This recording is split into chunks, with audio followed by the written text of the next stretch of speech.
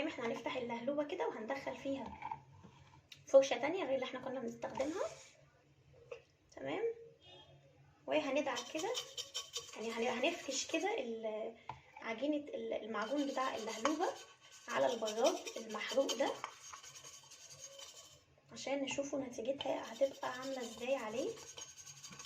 بس هنسيبها بقى ايه يعني 10 دقايق كده ونرجع ندعكها ونشوفوا ايه الاخبار.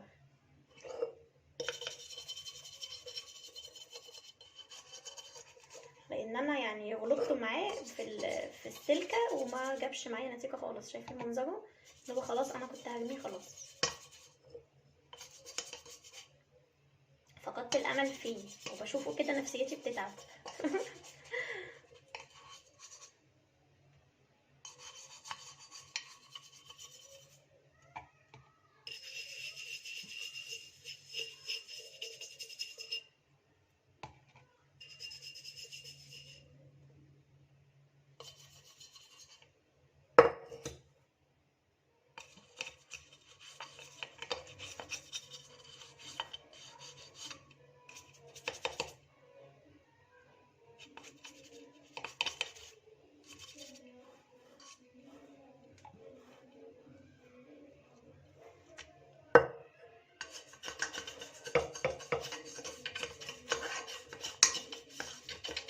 ممكن نعمله كمان من جوه لان هو عادي يعني زيه زي كأنك بتغسلي كده بيه المواعين عادي، يعني بتغسل بيه المواعين عادي. فاحنا هندعكه برده من جوه عشان لو في اي حاجه تطلع.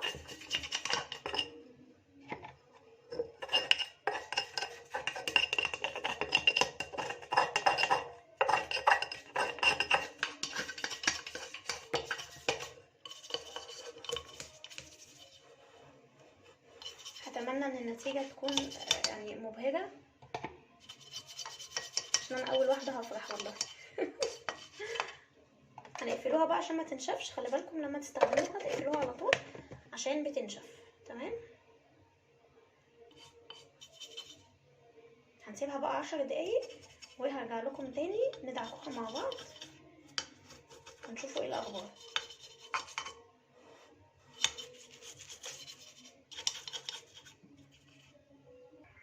بالمره بقى واحنا مستنيين البراد، شايفين الحامل بتاع اسمه ايه؟ الحامل بتاع المعالق اللي هي الكبيره وكده والمغرفه والحاجات دي. هنعمله برضه باللهلوبه. شايفين مصدي ازاي من تحت عشان الميه اللي بتيجي عليه وكده. فهنعمله برضه ونشوفوا نتيجته ايه مع بعض.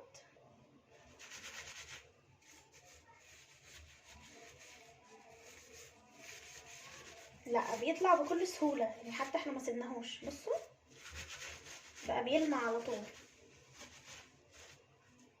مش محتاج حتى ان هو يتساب مثلا او يتفرش عليه العجينه ويتساب. لا ده خلاص طلع على طول. الصدى طلع منه بسهوله جدا. تحفه يا بنات. بصوا طلع على طول، كل الصدى اللي فيه طلع.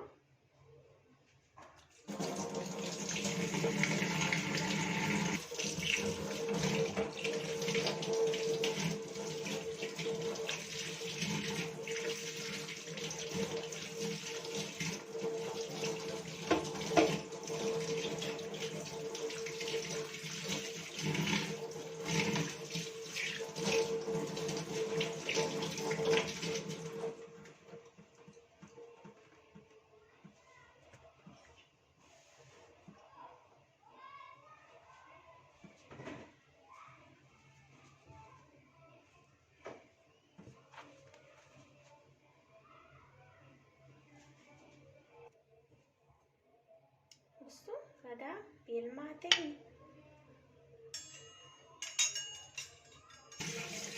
ضفت بقى اول حاجه عملتها الغطا بتاع البياض. بصوا دعكته وشطفته. شايفين؟ واو. طبعا ما كانش كده. نسيت اوريه لكم قبل وبعد. ماشي. طبعا تعالوا نشوفوا بقى البياض معرفش 10 دقايق عدوا ولا لا، بس يلا بينا. مش عايزه اعطلكم معايا، مش عايزه الفيديو يبقى طويل قوي برضو عشان ما تزهقوش.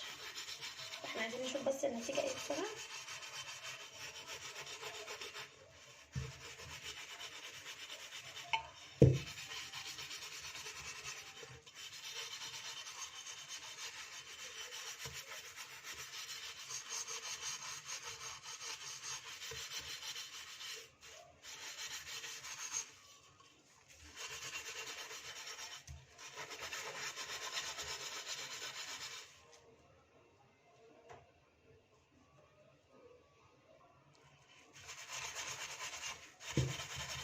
انا حاسه ان في حاجات بتطلع وحاجات لا، يعني تقريبا في حاجات بقى يعني كبيره شويه على اللهلوبه.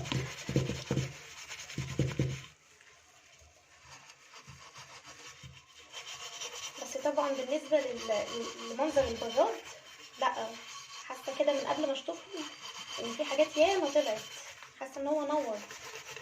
بس في حاجات معينه كده عايزه ايه اتقل ايدي عليها شويه، مش عارفه انا ايديا ضعيفه ولا ايه. بصوا يا بنات، هو كان كده ما كانش كده خالص، فيعني الحمد لله انه وصل لكده.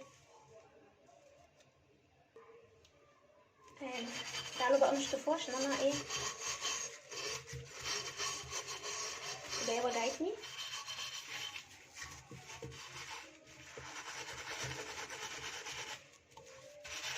هنشطف، ولو في حاجه بقى ايه عايزه تتعاد عليها تاني نبقى نعيد عليها.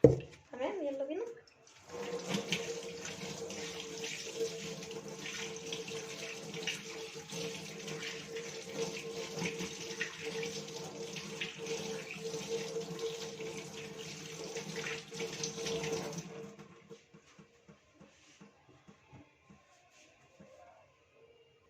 ايه رايكم يا بنات في النتيجه؟ بصوا ما كانش كده صح؟ ارجعوا كده بالفيديو وشوفوا قبل وبعد، في فرق. يعني بصوا في حته هنا سودا ما طلعتش، يعني في حاجات كده قويه ما طلعتش، بس كتوتال، لان انا كنت دعكاه بستيلك قبل الفيديو وما كانش بيطلع، ودعكته قبل كده ما كانش بيطلع. بصوا بالنسبه لكل الصفار اللي كان عليه واللون اللي كان عليه كله اختفى وبقى بيلمع، رجع بيلمع. مفيش بقى غير الحتت اللي هي السودا القويه ممكن تكون محتاجه ان هي تتعمل مره تانية علشان تنضف. بس كده يعني يعتبر ارحم كتير من الاول، والنتيجه بالنسبه لي بسطتني يعني بصراحه. يبقى احنا كده جربناه على حاجات ياما قوي، جربناه على الصدى، جربناه على حاجات الالومنيوم، جربناه على البوتاجازات، جربناه على الكاتش البيضاء.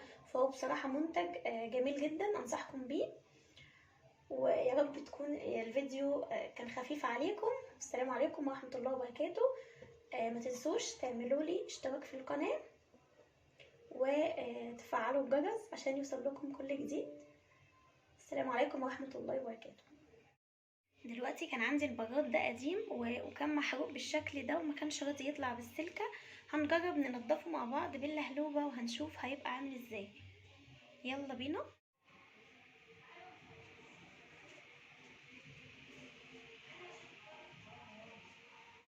بيقولوا برضو ان اللهلوبه بتضيع الصدى.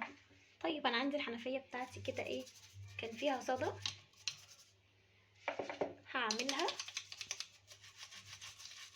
هعمل مناطق الصدى كده اللي فيها. بصوا الصدى عامل ازاي. هعملها باللهلوبه واشوف معاكم هتطلع الصدى ولا لا.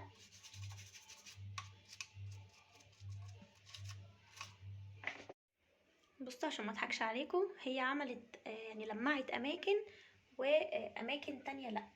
بصوا في حاجات كده لمعتها، ولكن الصدى اللي هو بقاله فترة الكتير هي ما لمعتهوش.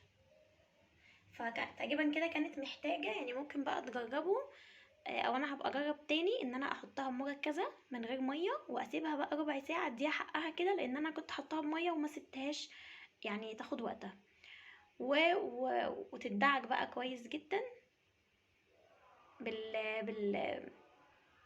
بالسلكة او كده علشان الصدى ده يطلع.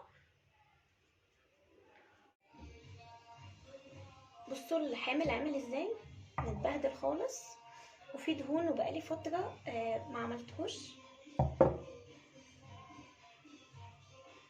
شايفينه ده قبل. تعالوا بقى نعمله باللهلوبة.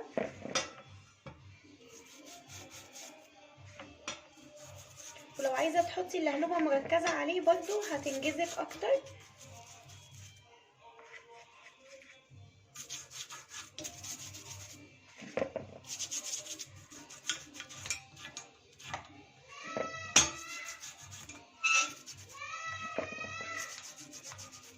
طبعا الفرشة اللي انا عملت بيها الكتاشي غير الفرشة اللي انا هعمل بيها البوتاجاز. كل حاجة ليها ايه، ليها فرشتها. عشان بس نفس اللون، عشان محدش يقول لي انتي نفس الفرشة عملتي بيها البوتاجاز، لا.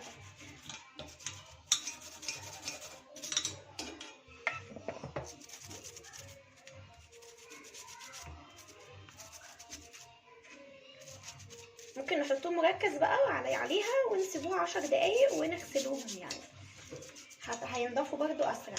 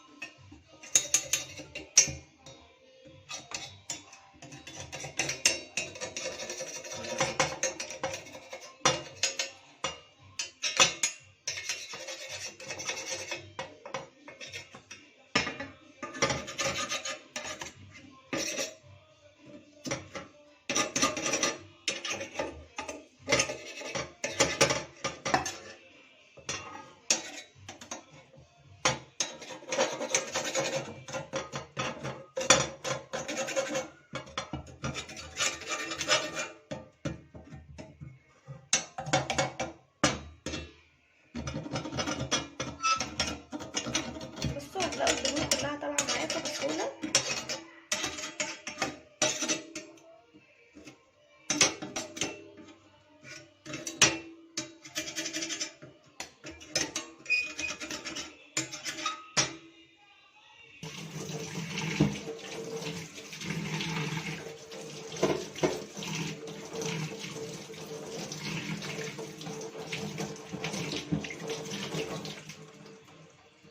بصوا يا بنات ما شاء الله، شايفين نضفت وبقت بتلمع ازاي، تحفه بجد.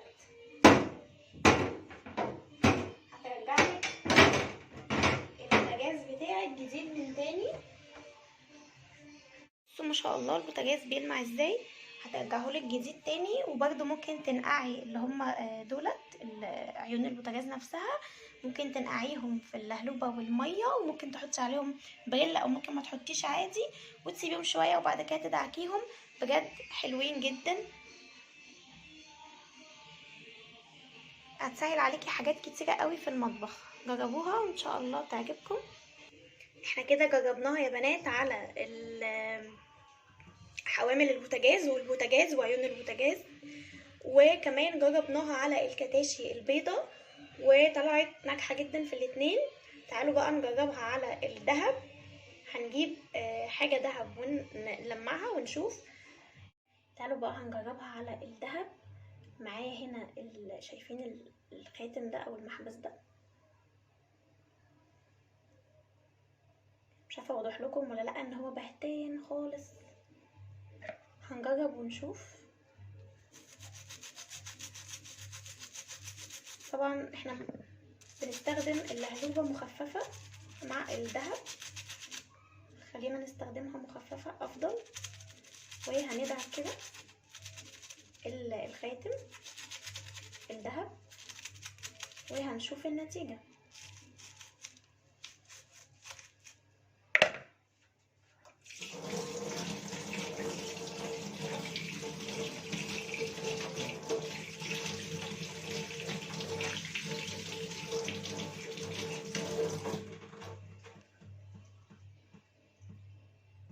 ما شاء الله، بصوا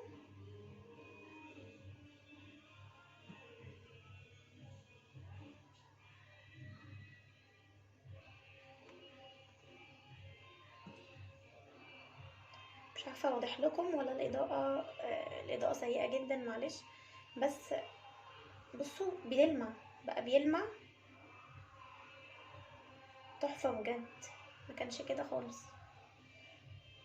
كان في زي تصبغات كده، لان من ساعه ما جبته يعني بقاله معايا كتير، يجي 7 سنين، ومن ساعتها وانا ما لمعتوش خالص، فكان عليه زي علامات وتصبغات كلها راحت، بقى بيلمع ومفيش اي حاجه خالص.